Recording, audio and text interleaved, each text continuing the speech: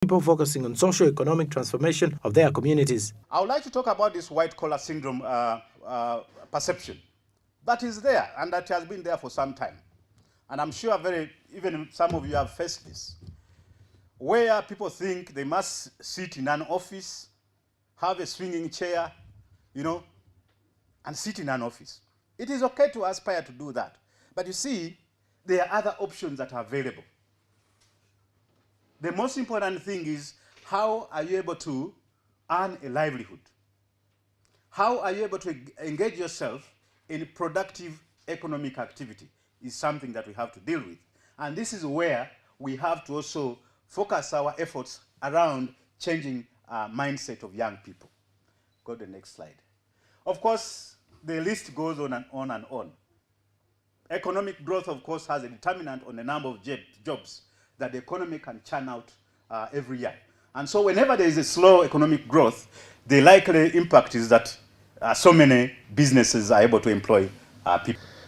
We've been struggling with the issue of jobs in the country for quite some time. And the problem really is that our growth does not come with the jobs the young people need. So how can we grow the economy, but in a way that actually gets the jobs that we need for the young people that are coming out of the schooling system?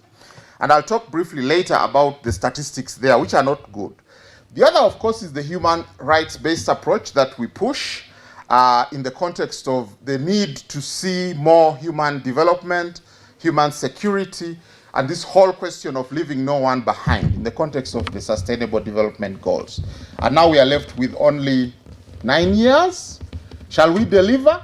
That's the question. So your role as young people, our role, as partners, that's the challenge we should be facing. 1-0!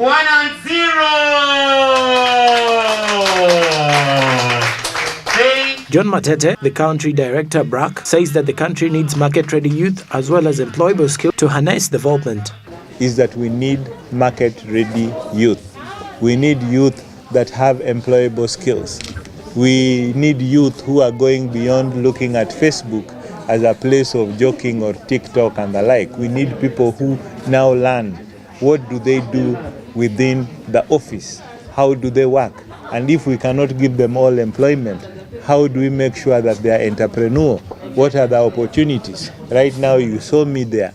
I was just buying soap and honey, not because I don't have it in the house, but just because I want to give an opportunity now, because somebody says, let me get some opportunity now. And we also have the fact that as Africans, we were focused on apprenticeship, which we have lost. Yet apprenticeship was a way of skilling our people. You sit with your sons and you make sure they are apprenticeships. If you are an ironmonger, they would come out as experts. If you are a medicine man, you would come out as a medicine man. So this is an opportunity for the youth in Uganda to get the skills that make them marketable, to make sure that they're disciplined in terms of how they do their economic advancements. Because if they're entrepreneurs, like now here, there's a group that have 5 hospitals, 5 clinics. The lack of information. I think the people that have the opportunities are not choosing the right avenues where the young people are located to communicate these opportunities. Because today when you look at the statistics, on average about 2.4 million Ugandans that live within Kampala are active on Facebook every month. So if 2.4 million people are active, and we know the biggest percentage of people that are living in Uganda today, the stat has already been given, over 78% are youth. That means there is a big percentage of these people that are active on a monthly basis, them being youth. So if these youth are on Facebook, Instagram and Twitter, so if you are communicating an opportunity as UNDP, as BRAC, I think one of the channels that we must be looking at if we want to really target the young people is using these different and digital social media channels that these people are on. So going back to the factor of cost that comes to advertising for you as an alumni is, yes, mainstream media is still expensive because mainstream media focuses on the one shoe size fits all. The moment you go to a radio station, there is a grandmother listening to it, there is a grandfather, there is a father, there is a son, and there is a daughter. So the way these guys charge you, it's a blanket charge. They don't really care about your target market. You're gonna go on there, and they're gonna tell you, you know what? If you don't have 4 or 5 million to advertise, sorry, we can't run your advertising. So that becomes a hindrance. Youth empowerment has been at the forefront of the efforts of both the government and the private sector. In 2014, the government responded to the high rates of youth unemployment and poverty with a holistic intervention called the Youth Livelihood Program. According to the 2020 United Nations Development Programme UNDP report on the socio-economic impact of COVID-19 in Uganda, the closure of business is already affecting millions of Ugandans who depend on them for employment, with the informal economy employing 84.9% of the population, 80% of whom are youth 10 to 30 years, according to the National Labour Force Survey of 2017, a crucial segment of the population. All right, now, the Speaker of Parliament, Jacob Oulanyah, has urged the new members elect for Parliamentary Forum on East African Community Affairs to harness stories for the East African community. Speaking during the celebration of remuneration of the new members of Parliamentary Forum on East African Community Affairs, Oulanyah says Uganda is likely to benefit in the East African community if well managed. More of this report. Thank you very much, Right Honourable Speaker. East African affairs have been on the president's list for quite a long time, and President Museveni has always been saying that East Africa community has to solve its problems. Oulanyah urged the new members to support the process of federation of East African community and find ways on how it would benefit the people within the regions. And you have provided leadership, selected people who know, who have worked, who have felt the need for this federation and the need for people being together as one people. A forum is really a voluntary association. Nobody pushes you to join. You just feel in your heart that you have the good motivation, the strong motivation to see something take shape in your time, with you giving positive energy to the process. It's for those who have passion and share a regional view of what it should be when it's finally done. A salesperson must know the product that person is selling. You don't sell what you don't know.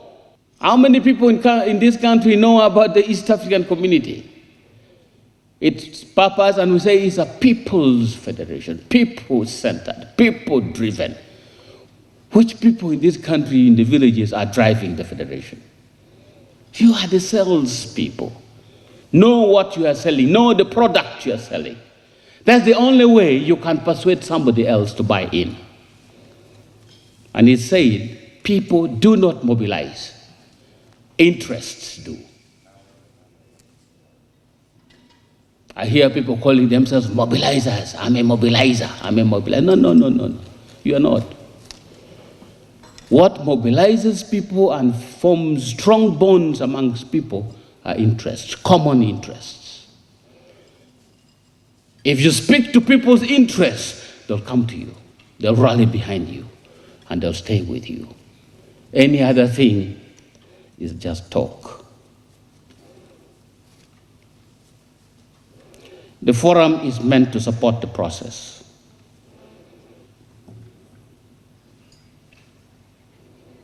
And I'm sure you have set up timelines and benchmarks which the forum must achieve in making its contribution to the process of federation. Furthermore, the Speaker raised concerns of weaknesses in implementing the ideas of people, then criminals take advantages of such situations. We are still wasting time with our bureaucracies and procedures. The criminals have already federated. The criminals have an infrastructure within the region where they operate without any problem. For us, we are in boardrooms, halls, exercising bureaucracy, passing laws. And for many years, we have not been able to realize what we should have realized many years back. For the thieves, they have already federated. For the criminals, they have already federated. Now the institutions of government, the regional police infrastructure have to be put in place to start chasing the criminals who have an absolutely impeccable infrastructure to conduct their business. So who is providing leadership? We are following the criminals. The incoming chairperson of the Parliamentary Forum for the East African Community Affairs, Honorable Kateshumbwa Dixon, hinted at the need to put up tariffs to enable trade in the East African region. Led us to the common external tariff. As members may be aware of, we have one common external tariff that we apply across the East African community with a three-band structure, 0%, 10%, and 25%, all of us, with a few exceptions of sensitive items. So that is at the customs union stage. Now, common market comes along with the free movement of goods, services, and different, national regulations.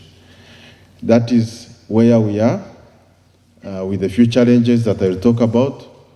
And of course, you move then to the economic union, where you are able to harmonize, the monetary and fiscal policies, the tax rates, and then finally the political federation. That is where we are all aiming at, where we have a common government. Now, in terms of the EAC, specifically for the EAC, the integration process has been anchored on 4 pillars: the customs union, the common market, the monetary union, and the political federation. These are the 4 pillars, and those are the 4 stages we have been following as the East African community. And starting with the the customs union protocol as the first pillar, its objective was to try and He further added that as Uganda supports PUBU, there is need to push for Buy East Africa, Build East Africa. There has been increasing protectionism within the region. We have started, we created a policy, Buy Uganda, Build Uganda. Probably Kenya has Buy Kenya, Build Kenya. Tanzania has Buy Tanzania, Build what? The Buy East Africa, Build East Africa becomes secondary, and that is our concern. So the protectionism within the region is a very, very big issue that we must, address. The low level of intra-trade currently it stands around 20%, but you can compare with SADC, the Southern African Development Community, which is at 46, meaning that we need to, advocate for increased trade. Why should a partner state be buying sugar from Brazil when you have sugar here? So this is the conversation we need to have. We need to see how the intra-trade can increase. Of course, in Africa, the level is still low, 15%, and there's hope that the African Continental Free Trade Area will address that when it is finally implemented. According to different private sectors that export goods in different regions of East Africa, Joy Varghese, MD, Pearl Dairies, says that taxes that are imposed on the borders are too high. There's need to lower them for better trading in the region. In 2019, Uganda exported $150 million worth of products, dairy products, processed, value added, with all the processes that we have within Uganda. Ladies and gentlemen, we have 112 dairy processes in Uganda, would you believe? 112. 50-60% of them are cottage industry. The rest, small, medium, large, and commercial size dairy process. Now, they all contributed towards that success in 2019. To get $150 million worth of foreign exchange into Uganda in the year 2019. Now what? See, in 2 years, Uganda lost $200 million worth of exports. $200 million. Ladies and gentlemen, when you say exports, the real magnitude lies, if you calculate, say around 80% of it is raw milk. It's raw milk. That 200 million of the $200 million, 80% of it was supposed to be paid to the dairy farmer within Uganda. 540 billion shilling was supposed to be paid to the Ugandan dairy farmers, which we lost in 2 years. The EAC country says, if you want to bring your product, no problem, bring it in. But at the border, you should give $1 equivalent as duty. Now, ladies and gentlemen, if you are taking 1 liter of milk across the border and somebody is charging you $1 worth of tax, you think commercially that project is viable? So this is the position the dairy sector right now suffers in the hands of EAC. But also, there's a concern from Ms. Jennifer Mwijuche, CEO of Unified Cargo Handling, who said that Kenya's issues giving Ugandans licenses, how they make life hard for Ugandan agencies, as well as movements of trucks in Kenya. Even Unified to be operating in Mombasa, even though we faced hurdles of taking a whole year to pursue a license to operate in Kenya. We are talking about integration. Some of these statements are very juicy in forums like this. On the ground, the story can be different. About cabotage, we have situations where even the 3,000 trucks I'm talking about, you cannot carry goods within Kenya when you are a Ugandan registered truck. The regulations there will not allow. I do not know if even in Uganda they don't allow, but in Uganda, Kenyan trucks can carry local shunting and move to another direction. In Kenya, it's very difficult. These are some of the pains that we face on daily basis and would wish you people to pay attention. All that said, the new members of PIACA, Honorable David Bahati, the Minister of Industries, has urged the forum to take its course and help the East African community come together. They are not yet, and that they should identify key issues that can be taken to the floor of Parliament. The government supports and resolves them. Our vision is to have a united Africa and a prosperous Africa. And we want to focus on socio-economic transformation, import substitution, and export promotion to be able to create jobs and create wealth. But at the center of this is a point of industrialization. You cannot have a prosperous East African community, a prosperous Africa, without industrialization. The milk MD has been with us, and we are trying to do our best to make sure that we solve the problems. The sugar, I have heard also the entrepreneur lady. All these are issues that we should be debating in the House. Can I suggest to you, Mr. Chairman, that maybe as Honorable Rose Akol has said, we identify a key issues and agree that this month we are going to handle 2 issues or 1 issue, and we come and debate it thoroughly, make recommendation, find a way of how to move. Thank you. If it is amend laws, we amend laws. If it's to make motion on the floor, we do that. If it is to have a meeting with the leaders of these nations, we do that. Because handling them in the same forum, you cannot manage. The issues are so many. There are so many. There are issues of trade, issues of industrialization, regulations. So I think that would be the way forward that the forum can adopt. There is more for East African community to solve as far as some of the regions are still risky and unprotected, like the South Sudan, where the insecurity is still rampant, and in Congo, where roads are still poor to the transport goods. But there is hope that the leader are handling this situation. Much respect.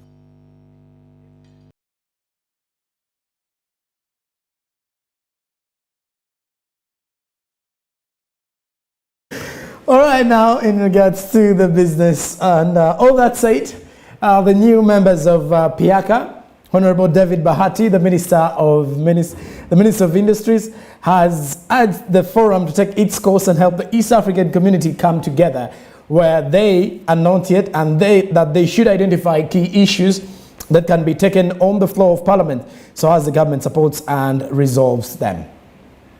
Moving on. Basing on the current research, the government has been urged to invest in research for beer raw materials, as it has been clearly observed of its positive contribution to the nation's gross domestic product. Speaking during the Nile Breweries Economic Forum in Kampala, Sanjay Tana, the director of Tana Distributors, says it is aimed at highlighting the effect of the tax regiment on the beer manufacturing industry. More of this report. Research has indicated that Nile Breweries has had a significant economic impact on Uganda. In 2019, it contributed 595 billion to the gross domestic product. Basing on the beer industry contribution to the country's gross domestic product, it is prudent that government invests in research to improve the raw materials used in the beer manufacturing so that many farmers can get involved to increase beer production for both the local market and export. Tana said that research has indicated that Nile Breweries has had significant economic impact on Uganda. In 2019, it contributed 595 billion to the GDP, supported 15,842 formal jobs, 24,264 informal jobs through informal retail of the company's products, and paid 401 billion in taxes, making 2.4% of the country's tax revenue in 2019. He said if research is done on raw materials such as barley, sorghum, probably new varieties would be introduced in the country and lead to increased beer production. There is need of government and responsible agencies to spearhead research for improved varieties that can be grown in different places. The government needs sorghum, barley varieties in different parts of the country so that many farmers can get involved in the country for the beer industry, says Mr. Sanjay Tana. He said this will in turn lead to increased beer production, increased income for the farmers, create jobs and more taxes to the government. Before 2018, barley output didn't meet the manufacturing requirement, but production has been improved and increased to the level necessary to fulfill the beer manufacturing demand.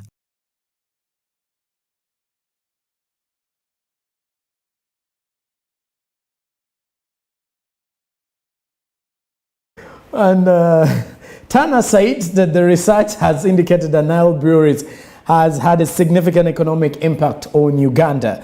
In 2019, it contributed to 595 billion shillings to the gross domestic product, supported 15,842 jobs in the formal sector and 24,264 informal jobs through informal retail of the company's products, and paid 401 billion shillings in taxes, making it 2.4% of the country's tax revenue in 2019. Heading to the next one, power transmission lines have increased by 121 kilometers in the last 1 year due to increased investment in the energy subsector by both government and the private sector. And according to the Ministry of Energy, during the inaugural energy meeting on sustainable energy and economic transformation, State Minister of Energy Opolot Okosai says a lot of investment has been in the power sector over the last 10 years. More of this story. Speaking in Kampala during the inauguration energy meeting, Makutano on sustainable energy and economic transformation development in Uganda, State Minister of Energy Opolot Okosai says transmission network has grown 3,110.5 kilometers, consisting of 220 kV and 132 kV and 66 kV lines from 2,989.5 kilometers. According to the 2020 Uganda Bureau of Statistics Household Research, access to electricity has been on a rise from 51% in 2019 to 57%, of which 19% accessed through the national grid, while 38% is accessed through off-grid connections. However, Mr. Opoloti says in order to increase economic activity, there has to be a larger off-grid connections to power villages and industries. Mini-grids. The Energy Minister also says that the government has taken a multi-dimensional approach to electrify Uganda, employing both grid and off-grid solutions, and he also goes further, calling for more efforts that can combine input from demand and supply side. Mr. Opolots has also noted that the investment in generation over the last 15 years has seen installed generation capacity increase 1,268.9 megawatts against on-peak demand of about 736 megawatts. The national power supply has had a tenfold increase from 160 megawatts 2 decades ago, and this capacity is expected to increase about 2,000 megawatts after the 600 megawatts Karuma hydropower plant and other small hydro plants under construction come online mid-next year. Power generation has been diversified across 5 different sources, which include hydro, solar, thermal, cogeneration, and biomass. However, even with the increase in generation capacity, shifts remain high, which holds back both household and industrial consumption. Umeme Managing Director Celestino Babunji says the high cost of electricity is as a result of the abolition of power subsidies in 2012, therefore urging government to provide subsidies. Government, under the Sustainable Energy Development Program, continues to plan for additional generation capacity using hydro, geothermal, wind, solar and nuclear to ensure sustainable supply of All right, now, and speaking in Kampala during the inaugural energy meeting, Makutano on sustainable energy and economic transformation development in Uganda, the State Minister of Energy, Opoloti Okasai, says that the transmission network has grown 3,110.5 kilometers. Which is of lines from 2,989.5 kilometers. Lastly, in our local news updates, GA Insurance has proved keenness to providing medical insurance to every demographic segment of the society after identifying a gap in the needs of the senior citizens. During the GA Insurance Senior Citizen Medical Product launch, Honorable Gidudu Mafabi, who was the chief guest, said that the government is also looking forward to implementing sustainable income for older people, saying they will not allow them to depend on their children for survival. More of this report.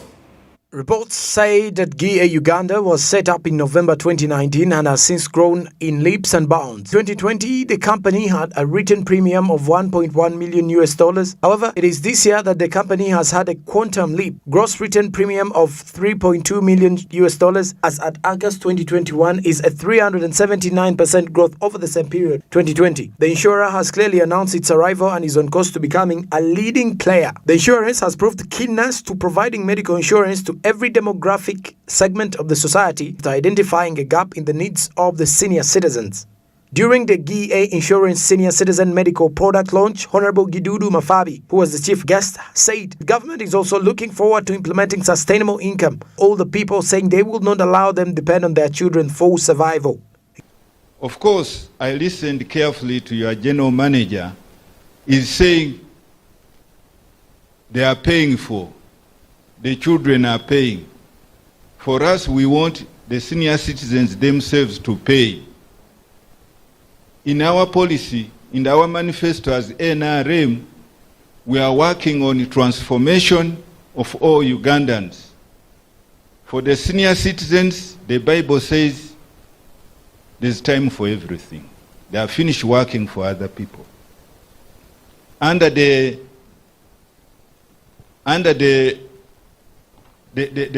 product we have brought on the market, the parish model development, we are having a sub-model for the senior citizens, which is a homestead model.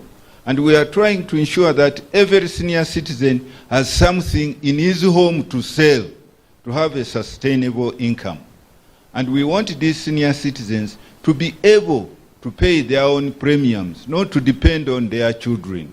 GA Uganda launched its medical business in 2020, achieving an exponential growth of $1 million, contributing 30% total GWP in 1 year. Tens of corporate, SME, and family members have benefited from the GA Superior Medical Plans, covering extras as COVID-19. This company, GA Insurance Uganda Limited, I applaud it tremendously. It's a coincidence that for the first time in Uganda, the Parliament of Uganda, through change of its constitution, has 5 members of Parliament who are for the special interest group known as senior citizens. You should clap for us. So finally, we have reached the pinnacle of legislation in this country. we can legislate, we can appropriate, and definitely GA Insurance Uganda Limited has done what we were thinking about. Our senior citizens have been discriminated by literally all the insurance companies. This is an insurance company that has come out boldly to say we are insuring senior citizens in Uganda. Let's applaud for them.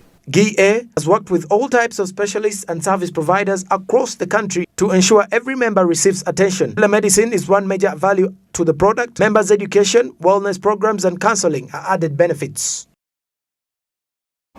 All right, now that brings us to the end of our news hour in regards to the business stories locally. After the break, we're discussing the international scene and also a hint on climate change and what has to be done. Keep it SMB.